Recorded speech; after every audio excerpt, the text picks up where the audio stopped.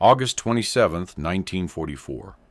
Fortress La Rochelle, Atlantic coast of France. A gust of sea wind slammed against the observation tower, rattling the glass like an omen. Inside, Oberstleutnant Heinrich Weiss leaned over a steel map table, tracing his gloved finger along the outer wall of the fortress.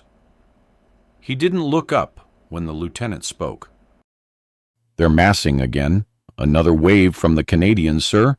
Weiss didn't flinch, just muttered, more to himself than to the room. "Let them come. This place was built for them." He turned then, finally, with the smirk of a man too sure. His boots echoed sharply on the concrete. "These Allied pilots, they think flying low makes them brave. It makes them dead." Someone in the room chuckled. The rest didn't dare. Outside, the sky was bright, too bright. The kind of day that seemed innocent until the sirens screamed.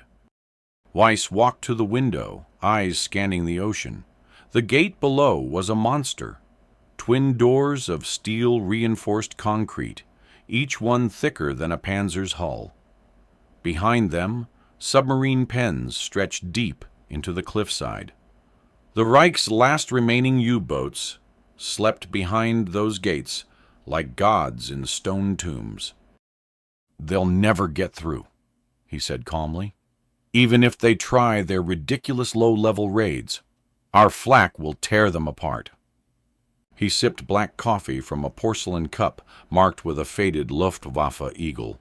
He didn't see the shadow flicker across the waves. He didn't hear the radio static on Channel 3, where a Canadian pilot whispered, "I'm going lower." He didn't know that, right now, a man was breaking orders, and in less than 1 minute, the gate he called invincible would vanish in fire and smoke. It was a beast of concrete, cables, and myth. Fortress La Rochelle stood as the last intact U-boat stronghold on the French Atlantic coast. 10-foot thick walls, triple flak towers, flooded submarine pens carved into the bedrock. Even from the air, it looked less like a military target and more like a medieval cathedral baptized in steel. To the German High Command, La Rochelle was more than just a base. It was a message that even as France crumbled and Allied bombers rained down across Normandy and Brittany, this fortress would hold. It had to. Inside, the atmosphere was strange. Not defeat, not panic, but something colder, ritual. The kind of rhythm men cling to when everything outside is unraveling. Captain Johannes Fein, a Kriegsmarine officer assigned to pen maintenance, stood in the engine room that morning, inspecting diesel tanks for the 4th time that week. The walls smelled of old oil and salt. Overhead, rust dripped from pipes like blood from reopened scars. Fein tapped his clipboard and muttered, "Still enough for 2 patrols." He lied. There wasn't. But everyone lied now. They lied to each other, to the men, even to Berlin. Outside the pens, soldiers in field gray uniforms practiced flak drills they'd rehearsed for months. Orders were barked, guns rotated, drills completed in under 9 seconds. In the control tower, a young Luftwaffe radar operator, barely 20, logged the latest high-altitude formations, mostly British bombers heading for Saint-Nazaire. None veered toward La Rochelle. None ever did. Allied command had made it clear, low-level bombing of fortified U-boat bases is strictly forbidden. The risk was too high. Anti-aircraft concentration was too thick. Losses would be unacceptable. And so, the fortress endured. Behind its gates, U-boat captains played cards, waiting for missions that might never come. Mechanics traded American chocolate bars looted from Normandy corpses. One guard used a Coca-Cola can as an ashtray. They laughed about the arrogance of American production, about the wastefulness, about the softness of men who drank soda and dropped leaflets. But behind that laughter, a small, unwelcome silence had crept in, because they hadn't seen a resupply convoy in 11 days, because the fuel depot had been hit by a stray bomb 2 nights ago, and half the cans now smelled of seawater, because deep in their bones they knew if the Allies ever ignored their own rules just once, the fortress could bleed. But they didn't say it aloud. Instead, they pointed to the outer gate, 60 tons of reinforced metal, and said the words again like a prayer. They can't get in. It's impossible. What none of them knew was that at 18,000 feet above the Bay of Biscay, a single Canadian pilot was flying lower than he'd ever dared, for reasons even he couldn't explain. The wind that morning tasted like rust and old rope. Down near the western tunnel entrance, Unteroffizier Klaus Böhme crouched beside a leaking jerry can. His fingers came away, slick with fuel. He sniffed them, wrinkled his nose. "Salt water again," he muttered. Behind him, an older mechanic, Becker from Leipzig, chuckled as he adjusted the cover on a diesel line. "You worry too much. If it burns, it burns." Böhme didn't laugh. He looked up at the ceiling. The tunnel walls groaned in the morning heat. A thin sheen of vapor danced near the lights. He didn't know why, but something in his gut twisted, like the moment before thunder. Outside, the fortress came alive with routine. Gun crews moved ammunition crates along rail lines. Spotters calibrated their scopes against the blinding Atlantic sunrise. Radio static crackled softly across unused channels. No alarms, no alerts, just another day in a fortress that had become its own sealed world. But 30 kilometers offshore, squadron leader Johnny Murchison gripped his yoke tighter than usual. His hands were sweating inside his gloves. He blinked the sweat from his eyes. The glass of his Mosquito's cockpit shimmered from the early light, like it was trying to blind him. He had the target coordinates. He had the altitude ceiling. He had the "do not engage" directive in his orders underlined in red. But something about that gate, something in the aerial photos, had gnawed at him for weeks. He saw weakness, a seam where the north hinge met the wall, a fuel line running beneath it, and a thin sliver of time between flak rotations, just enough, maybe, to slip through. Back at base, his wingman had shaken his head. "They'll court-martial you, Johnny." Murchison just stared at the photo again. "I don't care." Now, in the air, he heard the warning crackle in his headset. "Eagle 1, you're off angle. Climb to Vector 6. Do you read?" He didn't respond. He lowered the nose. Inside the fortress, radar didn't pick up the change. But one man, the boyish radar tech from earlier, glanced up from his screen. The blip was dipping, just a flicker, but it made his stomach turn.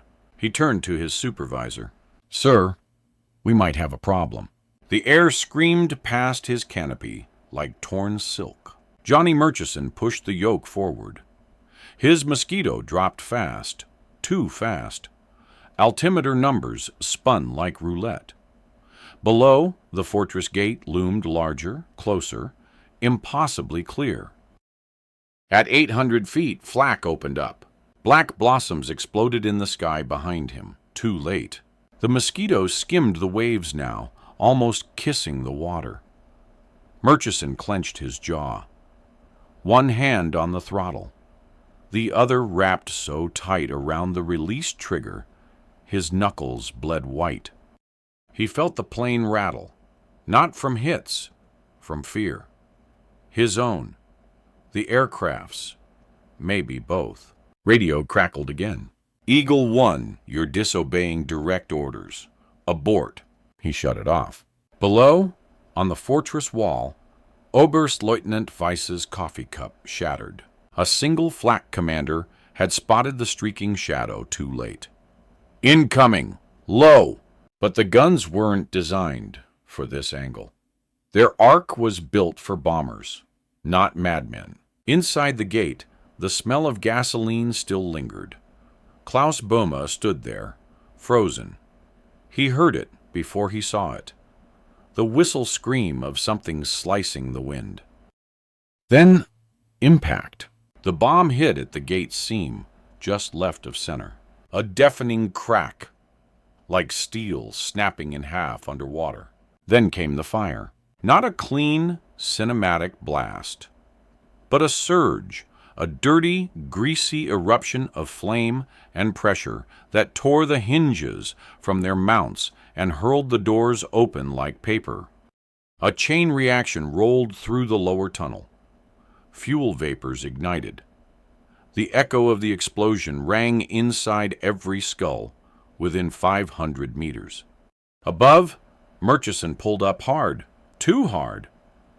The plane groaned, wooden wings protesting, tail fluttering from flak shrapnel. But it climbed. It survived. Inside the fortress, silence fell. No alarms now. Just smoke. The kind that crawled through corridors and clung to uniforms. Oberstleutnant Weiss stumbled from the observation room. His left ear bled. When he reached the balcony, he saw it. The gate, gone. One door twisted backward, like a crushed tin can. The other had been thrown halfway into the submarine pen. Weiss grabbed the rail with both hands. This wasn't possible. But it had just happened. And somewhere above the Atlantic, a Canadian pilot was flying home, unsure whether he'd be arrested or awarded. Either way, he'd change the fortress forever. The smoke didn't rise. It crept. It slithered along corridors, curled into vent shafts, and crawled beneath bunkroom doors. It smelled of burning fuel and wet concrete, of things that shouldn't burn. Corporal Dieter Linke stumbled down the hallway near the western pens, his shirt soaked in sweat, his mouth dry. He had no memory of how he got there, just the ringing, always the ringing. Ahead, a figure emerged from the haze. Böhme, coughing violently, clutching a bandaged arm. "They got the gate," he rasped. Dieter blinked, unable to process the words. "No, they got through the gate." Inside the command chamber, a group of engineers hunched over a cracked blueprint of the northern wall. The lines trembled beneath their fingers. "It was a fluke," one said too quickly. "They got lucky. Wind shifted. Flak crews were off cycle. Nothing more." A voice cut through the room. Quiet, clear, dangerous. "Luck doesn't fly at that altitude." They turned. It was Oberstleutnant Weiss. His uniform stained, one sleeve torn. He held a torn piece of steel, one of the gate's inner bolts, like a crucifix. He threw it on the table. That was Canadian engineering, not luck. No one argued. Hours later, intelligence officers examined aerial recon images. The gate's breach was wider than first feared, 23 meters across. A portion of the main tunnel had collapsed. Fuel reserves had ignited downrange. 2 submarines trapped. And worst of all, radio chatter confirmed it had been a single plane. The silence that followed was not of awe. It was disbelief. Lieutenant Gerd Kruger, the youngest in the room, finally spoke. They weren't even supposed to attempt that kind of strike. He stopped, because the truth was in front of him. They hadn't just attempted it. They had succeeded. Inside the damaged pen, a German medic crouched beside the body of a fallen sentry. His face was scorched beyond recognition. In his pocket, they found a crumpled leaflet dropped weeks ago by Allied bombers. On it, a simple line: "We are coming for your gates." Most had laughed when they read it. Now no one was laughing. The debriefing room was silent, except for the sound of a ceiling fan slicing through the tension. Johnny Murchison sat alone, flight suit still unzipped at the neck. Dust and oil smeared across his collar. His hands trembled slightly, not from adrenaline, but from what he had done. A clipboard lay in front of him, empty save for his signature and one sentence, written in thick, uneven ink. "I saw the seam. I dove. I hit it." His commanding officer, Group Captain Ellery, stood by the window, arms crossed. He hadn't said a word in 5 minutes, just stared out at the tarmac where the Mosquito sat, scorched, patched, and already being repainted. "You know I should court-martial you," Ellery finally said. Murchison nodded. Instead, Ellery stepped forward, snatched the clipboard, tore the page in two. "This never happened," he said, voice low. "You took the scheduled recon run, saw no viable targets, returned safely. Understood?" Murchison blinked. Understood. He stood to leave, but Ellery stopped him. "Johnny, did you know it would work?" The pilot paused. "I knew I had to try." Thousands of kilometers away, inside the still smoldering ruins of Fortress La Rochelle, Klaus Burma walked the path of the blast zone. Ash coated the floor like powdered glass. Twisted steel hung from the ceiling like vines. He found what used to be a fuel line, now charred black and split like a broken artery. In the wreckage near the open gate, something glinted beneath debris. A boot, burned, melted at the heel. Canadian issue. He knelt beside it, suddenly aware of the silence, the kind that follows not defeat, but realization. They had come knowing the risk, knowing the odds. They had come anyway. In the infirmary, an injured sentry whispered to a nurse. He flew through the flak, like he didn't care if he came back. The nurse didn't respond. She just changed his bandage and looked away. Later that night, a surviving officer, Captain Fun, wrote a single sentence in his field journal. "We feared the bombs, but now I fear their pilots more." Back at base, Murchison lit a cigarette alone. He exhaled slow, watching the smoke curl toward the ceiling fan. No one would ever mention his strike again. Not officially. But behind closed doors, among whispers, they'd call him the Gate Breaker. And every German who'd seen that explosion would remember what one man, disobeying everything, had done to their fortress. 3 days after the strike, the fortress was still breathing smoke, a slow, choking kind of breath, punctuated by collapsing ceilings and the groan of wounded steel. Cranes swayed uselessly over twisted rail lines. Half the outer pens were flooded. The gate, once the pride of La Rochelle, lay folded like a crushed artillery barrel. Captain Fane stood ankle-deep in seawater, staring at a rusted clipboard floating past. It used to list outbound patrol times. Now it was a tomb marker. He turned to his adjutant. "How long to seal the breach?" The young man didn't answer, because upstairs, at High Command's Atlantic desk, something worse had arrived. New intelligence photos from an American recon unit, taken just hours after the strike. They showed something no one expected. Supply trucks, dozens of them. Allied trucks rolling up to the breach, using the crater like a service ramp. Delivering portable bridges, engineers, fuel lines. Not only had the Canadians broken the gate, the Americans were driving through it. One German general cursed and slammed the file shut. Another simply stared at the images, his mouth dry. "They're not waiting to finish us," he whispered. "They're already replacing us." In a smoke-filled bunker deeper inside La Rochelle, a staff meeting devolved into chaos. "We need immediate reinforcement." "No evacuation. Our guns are still online." "They won't matter if they walk through the wall." Oberst Lieutenant Weiss entered, slower than usual, paler. He walked to the map and placed a single red marker on the breached gate. Then he sat, silent. The officer next to him whispered, "Sir, your orders?" Weiss stared ahead. "They've stopped fearing us," he said, "and now they're making us fear them."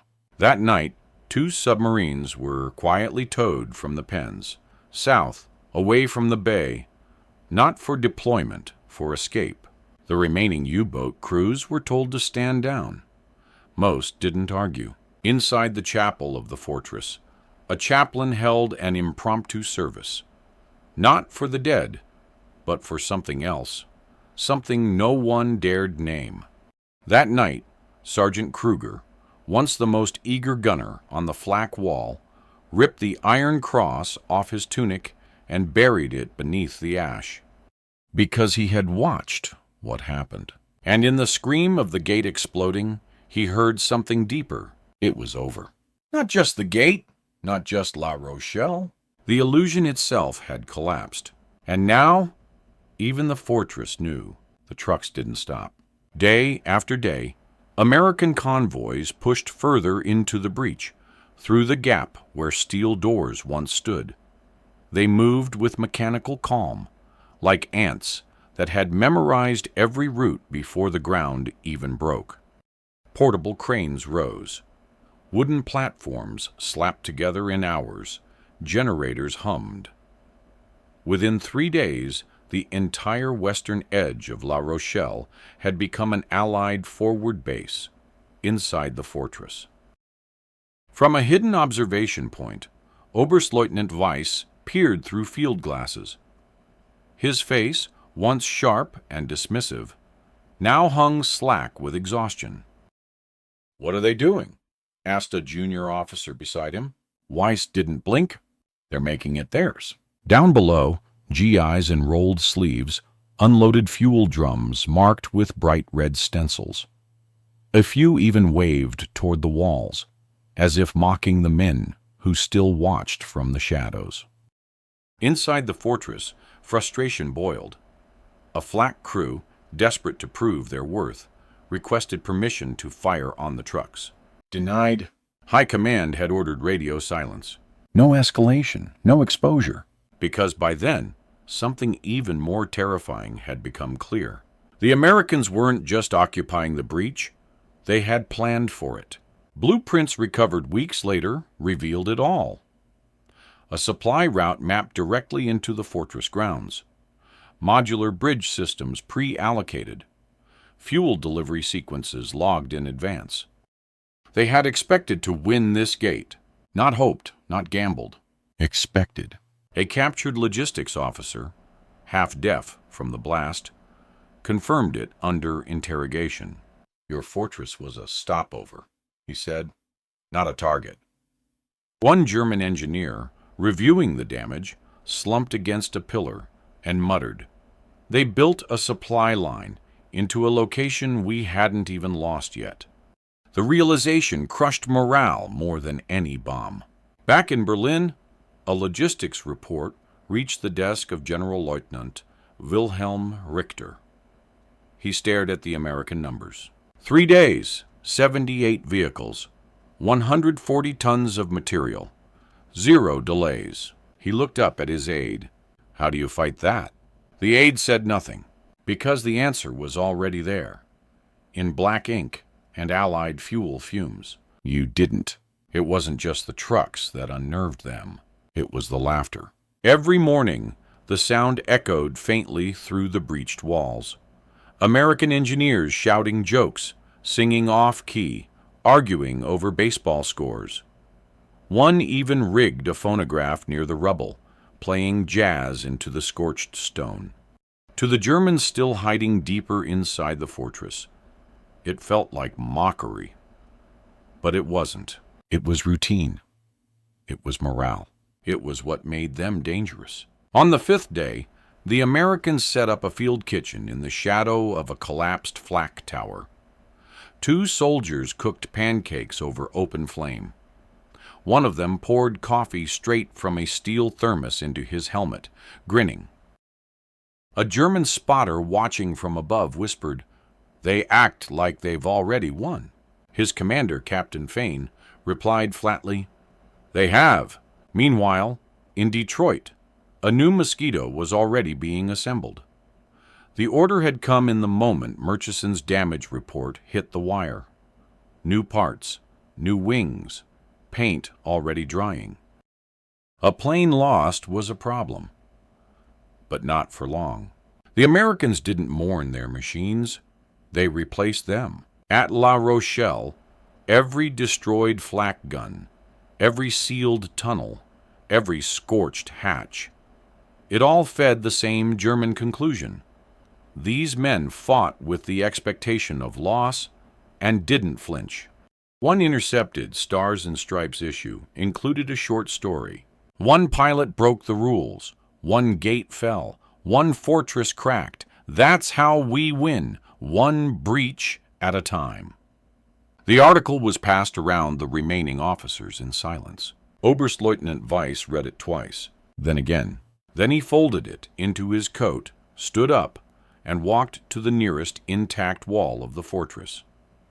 He stared at the words carved into the concrete, an old slogan etched by builders months before. Unbreachable, unyielding, eternal. He traced the letters with one gloved hand, and then scratched a line through the word eternal. Because now, even the stones seemed temporary. Not from enemy fire, but from something far harder to stop. A culture that didn't just build to endure, it built to adapt. The report reached Berlin on the 7th day. Typed on cream paper, stamped 3 times in red, marked eingeschränkt, nur für Offiziere, restricted. Officers only. It didn't scream defeat. It whispered it. The numbers told the story better than any survivor could. Gate repair estimate 6 weeks, 3 200 man-hours, 40 engineers. Projected cost 82,000 Reichsmarks. Status of U-boat operations halted indefinitely. Pilot identity Canadian. Aircraft de Havilland Mosquito. PR MK-16. Altitude at bomb release 110 feet. Hit radius 2.1 meters from target center. Survival status unknown, presumed alive. Enemy casualties 19 confirmed. Psychological impact not quantifiable. Below the stats, a handwritten annotation scrawled in blue pencil. We designed our fortresses to stop bombs, not belief. Back in La Rochelle, the inner structure remained paralyzed. German engineers hauled in temporary supports, but the foundation itself had shifted. Water seeped in at angles they couldn't trace. Equipment rusted overnight. Radios cracked with ghost static. They weren't fixing a fortress anymore. They were patching a memory. Meanwhile, Allied logistics surged. 2 portable runways had been dropped by glider teams. Within hours, fighters were using the fortress edge as a refueling station. One U.S. pilot jokingly referred to it as Fort Texaco. From the hills, locals watched the transformation in awe. Once a symbol of Nazi permanence, La Rochelle now buzzed with GIs, stacking crates, eating sea rations, and setting up camp beside shattered walls. And still more came. Fuel trucks from Red Ball Express routes, engineers from Oklahoma, a film crew from the 3rd Army's Signal Corps, capturing what one called the day a pilot cracked a continent. In a private letter smuggled from the base, an American captain wrote, "They sent one man to open the door.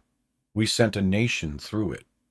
When news of the strike finally filtered back to Murchison, he was somewhere near Caen, flying escort for another recon sweep. His new Mosquito bore no markings, no names, just a dull gray finish and a serial number even he couldn't remember. He didn't speak when they told him, just nodded once. He never received a medal, never appeared in any official history. But every German who had stood behind that gate knew his name. And more importantly, they knew what he represented. Not a better pilot, a better machine, a better system, a nation that could afford to bend the rules, because it could always replace what it lost. In a final damage memo stamped for archive, one sentence stood alone. They shattered our gate with just one bomb, and with it, they shattered the myth that Germany was untouchable. Years later, the fortress still stood, not as a military base, not as a monument, but as a relic. Stone bones held together by rust, history, and the kind of silence that follows after nations stop bleeding. On a gray spring afternoon, a man in a worn coat stepped through the visitor entrance. His gait was slow, his right leg stiff from an old injury. He carried no camera, no guidebook, just a small leather notebook tucked beneath one arm. He walked past the tourist plaques, the gift shop, the faded French flag fluttering above the courtyard. He didn't stop until he reached it. The gate, not the original, that had been obliterated. But what stood now was a reconstruction, thicker, taller, framed by caution tape and steel posts. But even from 10 feet away, you could see the scar, a blackened seam that no restoration could erase. The man approached, ran his hand along the edge, rough, pitted, still warm from the sun. He pulled out the notebook. Inside, a single sketch, crude but familiar. A gate, a dive angle, a circle drawn where the hinge once was. He stared at the page, then looked up at the real thing. Behind him, a guide began explaining the explosion to a group of school children. A Canadian pilot, acting alone, dropped a precision bomb right, but the old man didn't need to hear it. He had been there. Not in the sky, not on the flak guns. He had been inside, and he remembered the sound. Not the blast, but the silence that followed. That breathless, haunted stillness when every man in uniform realized something that would never leave them. They were not prepared for a world that could rebuild faster than they could defend. He touched the seam one last time, then whispered, more to himself than anyone else, this wasn't about the gate. A pause. It was about the kind of country that sends a man through fire just to open one. He turned and limped away, notebook pressed to his chest, and behind him the fortress didn't speak, but the scar remained.